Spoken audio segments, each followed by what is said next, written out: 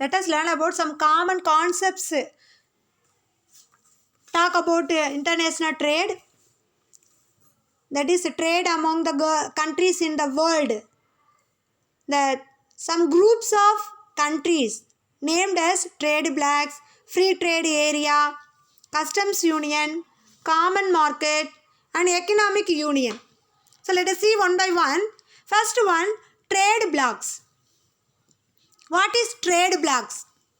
Some countries create business opportunities for themselves by integrating their economies in order to avoid unnecessary competition among them. அதாவது சில நாடுகள் சில business ஆப்பர்ச்சுனிட்டிஸை அவங்களாகவே integrate பண்ணிக்கிறாங்க, அவங்களாகவே உருவாக்கிக்கிறாங்க.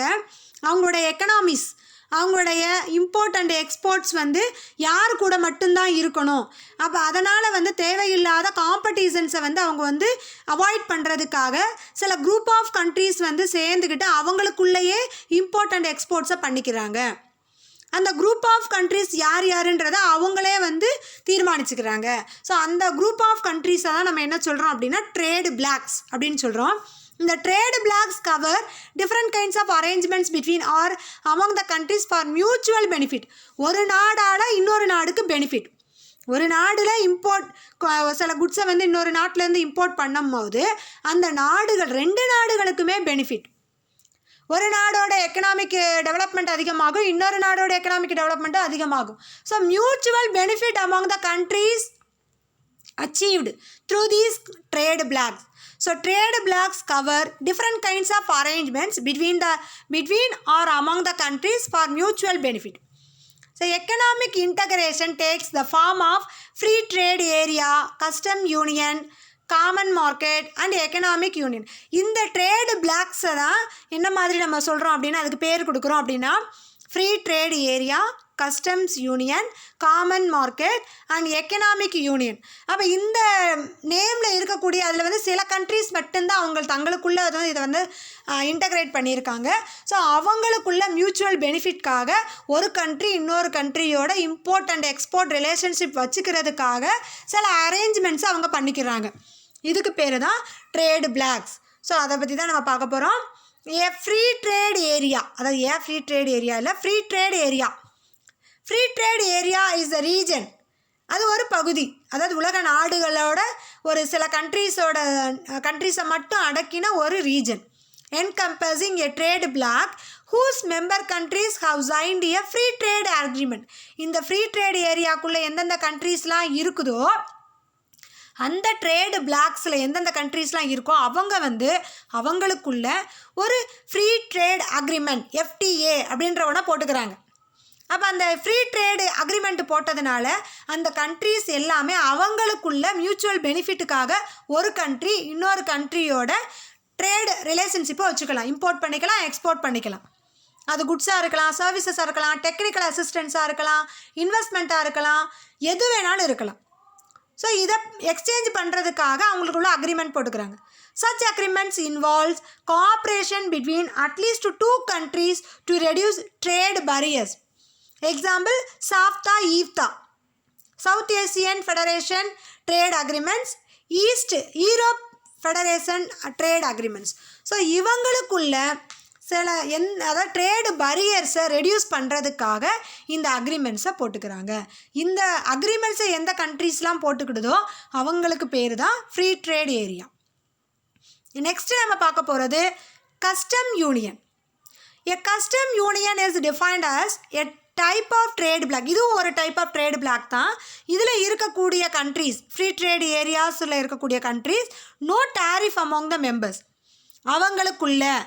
அவங்க நாடுகளுக்குள்ளே ஏற்றுமதியோ இறக்குமதியோ பண்ணினாங்கன்னா அவங்களுக்கு இறக்குமதி வரி ஏற்றுமதி வரி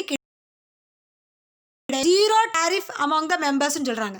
இந்த கஸ்டம்ஸ் யூனியனில் எந்தெந்த கண்ட்ரீஸ்லாம் மெம்பர்ஸாக இருக்காங்களோ அந்த கண்ட்ரீஸ்குள்ளே இம்போர்ட் எக்ஸ்போர்ட் பண்ணும்போது zero tariff among the members with a common external tariff. அதாவது சில பொதுவாக இருக்கக்கூடிய எக்ஸ்டர்னல் டேரிஃபை தவிர அவங்களுக்கு வேறு எந்த விதமான டேரிஃபும் கிடையாது. எக்ஸாம்பிள் என்ன சொல்கிறாங்க அப்படின்னு அந்த கண்ட்ரீஸ், இந்த கஸ்டம்ஸ் யூனியனுக்குள்ளே இருக்கக்கூடிய கண்ட்ரீஸ் எதெல்லாம் அப்படின்னா பெனலக்ஸ் அப்படின்றாங்க, பெல்ஜியம், நெதர்லாந்து, லக்சம்பர்க். இந்த 3 கண்ட்ரீஸும் அந்த கஸ்டம்ஸ் யூனியன்ஸ்குள்ளே இருக்குது. So you have learned custom union, free trade area. And next one is common market.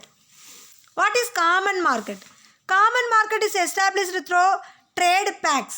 ஒப்பந்தங்கள் மூலமாக தான் இதை உருவாக்குறாங்க. இதுக்குள்ளேயும் சில குரூப் ஆஃப் கண்ட்ரீஸ் இருக்காங்க. அவங்களுக்குள்ள அந்த ஜாகிரபிக்கல் ஏரியாக்குள்ளே எதை ப்ரமோட் பண்ணுறதுக்காக அப்படின்னா டியூட்டி ஃப்ரீ ட்ரேடு. டியூட்டினா சில ஃபீஸ் வந்து நம்ம பே பண்ண வேண்டியது இருக்கும் அந்த ட்ரேடு பண்ணும்போது. அப்போ அவங்க வந்து அந்த ஃபீஸ் இல்லாமல் ஃப்ரீயாக ட்ரேடு பண்ணுறதுக்கு அதுதான் டியூட்டி ஃப்ரீ ட்ரேடு. அந்த டியூட்டி ஃப்ரீ ட்ரேடு பண்ணுறதுக்காகத்தான் இந்த காமன் மார்க்கெட்டை வந்து எஸ்டாப்ளிஷ் பண்ணியிருக்காங்க. Free movement of labour and capital among its members. ஒரு நாட்டில் இருக்கக்கூடிய லேபரோ இல்லை ஒரு நாட்டில் இருக்கக்கூடிய கேபிட்டலையோ இன்னொரு நாட்டில் போய் இன்வெஸ்ட்மெண்ட் பண்ணுறதுக்கோ இல்லை இன்னொரு நாட்டில் போய் நம்ம வந்து யூஸ் பண்ணி ப்ரொடக்ஷனை பண்ணுறதுக்கோ எந்த விதமான டியூட்டியும் எந்த விதமான ஃபீஸும் கிடையாது. So duty free trade and free movement of labour and capital among its members the common market is established. Example எந்த கண்ட்ரீஸில் வந்து இந்த காமன் மார்க்கெட்டை வந்து எஸ்டாப்ளிஷ் பண்ணியிருக்காங்க அப்படின்னு பார்த்தோம்னா European common market, ECM, European common market. So இவங்களுக்குள்ள அந்த லேபர் அண்ட் கேபிட்டல் இது ரெண்டையும் ஒரு நாடு இன்னொரு நாட்டில் இருந்து இம்போர்ட் பண்ணிக்கலாம், எக்ஸ்போர்ட் பண்ணிக்கலாம், அதை வந்து ட்ரான்ஸ்ஃபர் பண்ணிக்கலாம் ஒரு நாட்டிலேருந்து இன்னொரு நாடு. அதுக்கு எந்த விதமான டியூட்டியும் கிடையாது, ஃபீஸும் கிடையாது. Last one economic union. So economic யூனியன்னா என்ன? இதுவும் ஒரு வகையான குரூப் ஆஃப் கண்ட்ரிஸ் சேர்ந்து போடுற ஆரம்பிச்சிருக்கிற ஒரு குரூப்பு தான். So it composed of a common market with customs union. எதை சேர்ந்ததுன்னு சொல்கிறாங்க? Common market and customs union. Common மார்க்கெட்டில் என்ன பார்த்தோம்? இப்போ லாஸ்ட்டாக பார்த்தோம் இல்லையா? அதாவது free movement of goods, capital and labour, அதுக்கும் டியூட்டி ஃப்ரீ ட்ரேடு பண்ணுறதுக்கும் சில நாடுகள் வந்து அவங்களுக்குள்ள சில குரூப்ஸ் ஆரம்பிச்சிருக்காங்க. அந்த குரூப்புக்கு பேர் தான் காமன் மார்க்கெட். அந்த காமன் மார்க்கெட்டில் எந்த கண்ட்ரீஸ்லாம் இருக்கோ அதையும் அடுத்து கஸ்டம்ஸ் யூனியன். கஸ்டம்ஸ் யூனியன் வந்து என்ன அப்படின்னா ஃப்ரீ ட்ரேடு ஏரியா தான். இங்கே அதே மாதிரி தான், டாரிஃப் கிடையாது. டாரிஃப் அந்த மெம்பர்ஸ் கண்ட்ரீஸ் அவங்க இம்போர்ட் அண்ட் எக்ஸ்போர்ட் பண்ணாங்கன்னா அவங்களுக்கு டாரிஃப் கிடையாது.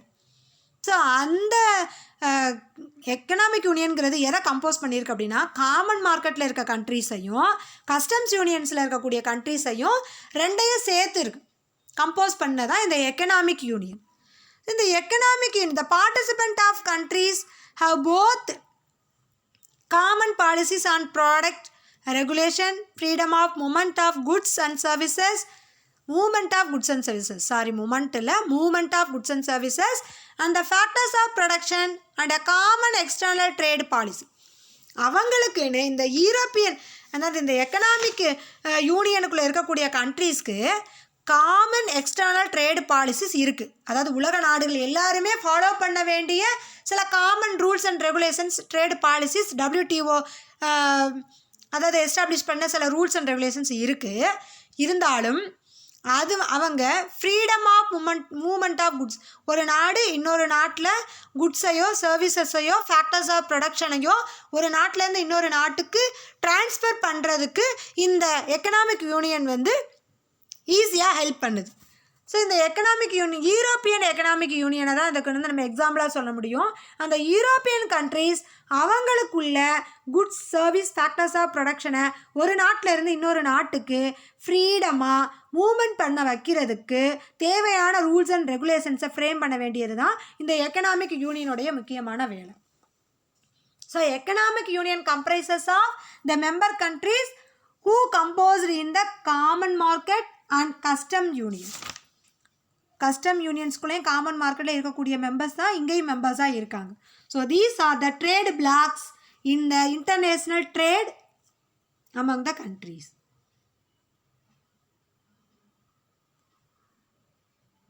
ஸோ நெக்ஸ்ட்டு நம்ம பார்க்க போகிறது நிறைய ஆர்கனைசேஷன்ஸ், அதாவது எக்கனாமிக் இன்டர்நேஷ்னல் ஆர்கனைசேஷன். நீங்கள் ஆல்ரெடி வந்து 11th 10th படிச்சிருப்பீங்க. சார்க், ஏசியன், பிரிக்ஸ், இதெல்லாம் வந்து நீங்கள் 10th ஸ்டாண்டர்ட்லேயே படிச்சிருக்கீங்க. அதை தான் நம்ம இங்கேயும் படிக்க போகிறோம். இந்த அமைப்புகளை வந்து எப்போ ஆரம்பித்தாங்க, இதில் மெம்பராக இருக்கக்கூடிய கண்ட்ரிஸ் யார் யாரெல்லாம், இவங்களுடைய அச்சீவ்மெண்ட்ஸ் என்ன, இவங்களுடைய ஃபங்க்ஷன்ஸ் என்ன அப்படின்றத தான் நம்ம வந்து நெக்ஸ்ட்டு